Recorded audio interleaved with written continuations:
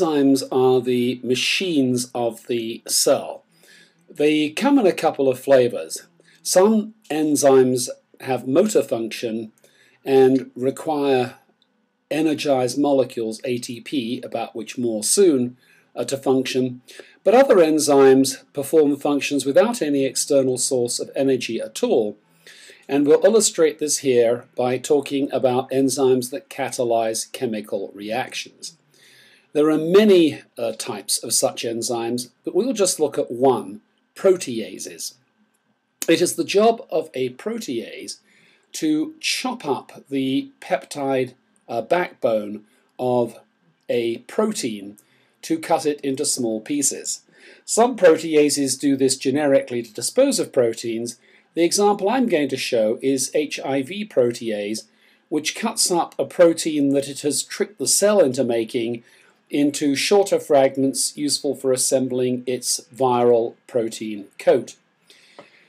This chopping reaction can be thought of as the reverse of the assembly reaction we talked about in an earlier module. So now we react a water molecule with a peptide backbone to break it.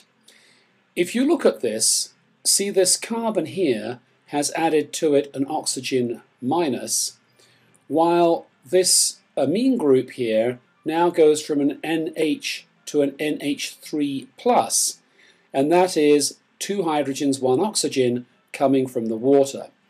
The actual process then has been the binding of the enzyme specifically at the site at which the cut must be made, plus the binding of a water molecule, and then an electron transfer reaction in which a previously neutral bond here is turned into one with a positive charge on the N-terminus of the new protein chain and a negative charge on the C-terminus of the second protein chain.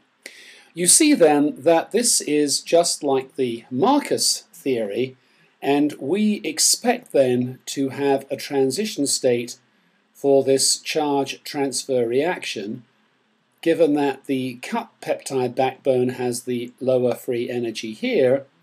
So this is the driving free energy for this reaction. The thing that the protein controls is this transition state energy, delta G+. Now remember, the reaction coordinate is quite complicated because it involves the reactants, a water molecule and an uncut protein chain, and the products, no water molecule now, but one incorporated into a broken protein chain in which an electron has transferred. Proteins can be remarkably efficient at lowering this transition state energy for hydrolysis, as this reaction is called, of the peptide bond. One can measure the spontaneous rate of hydrolysis of peptide bonds, albeit with some difficulty, and it turns out that one peptide bond will spontaneously break in water around about every 300 to 600 years. However, when an enzyme is added to the solution, the maximum cutting rate is around about 1,000 times a second. This is an enormous lowering of the transition state energy.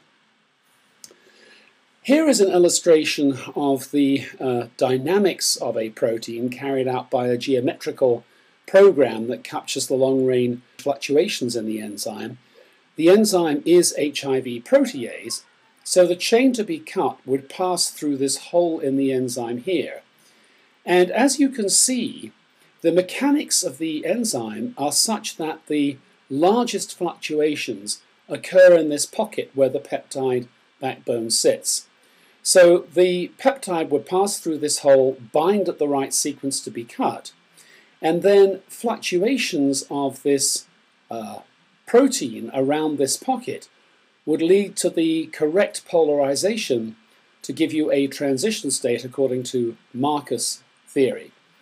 You can think of the protein or the enzyme as a supersolvent that focuses thermal fluctuations in the sense that these floppy regions of the protein here are placed in just the right position to bring about the polarization for the electron transfer reaction, and do this so much more efficiently than water that we cut the time scale from 600 years to 1/1000th of a second.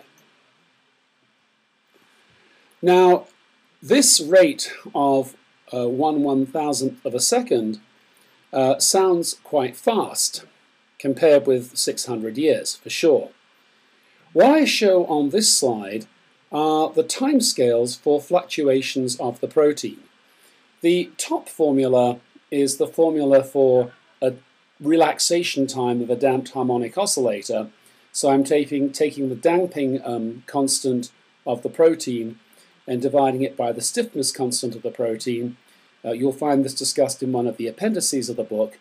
And the timescales that one calculates by putting in the numbers we derived in an earlier module for mechanical properties of proteins turn out to be picoseconds to nanoseconds.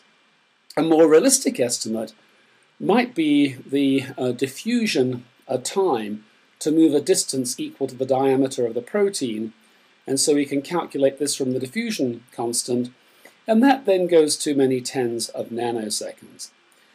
In any case, the timescale of the attempt frequency then, and on the order of a nanosecond, whereas we said that the actual enzyme carried its job out around about 1,000 times a second. This means that roughly 1 in 1 million of these long-range fluctuations has the right property to generate the transition state for electron transfer, and in fact, therefore, very rare fluctuations of the protein dominate its function. Here is an example of a different kind of functional protein, which is a voltage-gated channel. The job of this channel is not to carry out a chemical reaction, but to stop or start the motion of transport across a cell. These proteins have hydrophobic regions that allows them to self-assemble into cell membranes, and up through the inside, a channel through which ions can pass. Such channels are found in the neurons that activate muscle tissue, and they are involved in polarizing or depolarizing neurons. That is, when they open, they allow the gradient of ions across the channel to equilibrate, turning to zero the potential difference across the membrane. How does this work? This is an atomic force microscope scan of channel proteins assembled on a conducting substrate. The substrate was graphite in this case, and its potential could be controlled electrochemically by the methods we discussed in Chapter 8. This is equivalent to putting a pH gradient across the membrane, i.e. if you polarize this correctly you will acquire protons near the surface and lower the pH. Changing the pH near the surface of the protein then leads to a difference in the protonation of those variable residues. Remember the third class of protein residues whose pKa's were such that they could be easily protonated or deprotonated by a small change in the pH of the environment. This then means that these little caps that you see sitting on the proteins here change from hydrophobic to hydrophilic as they become charged, and they then can dissolve in the surrounding fluid, opening the channel.